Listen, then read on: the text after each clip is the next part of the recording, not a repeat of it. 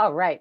Saturday, we had a really great Survivor series with Scott Napolitano. Now, what's wonderful about this is that he hit so many of the points that we try to come across in the community.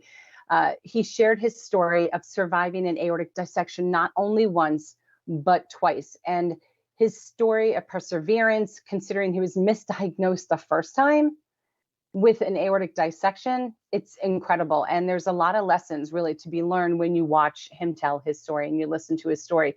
He really is a definition of think aorta, think family. So, and I'm not going to give it all away, but check out his story. He is what we want everybody to do. Have those conversations with your family about your medical history.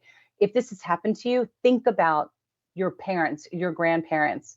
You don't really need to go into the aunts and uncles so much. I'm sure Ryan, if he was still here, would agree, but it's really your parents, your grandparents, your siblings, your children.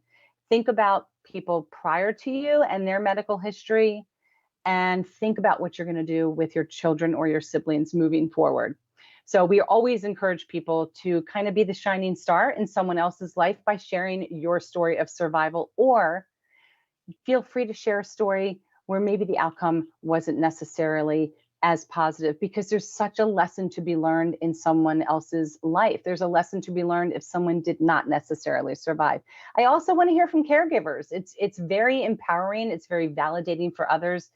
You don't know the impact you're going to have when it comes to sharing your story. And we really want to know the symptoms that people experienced.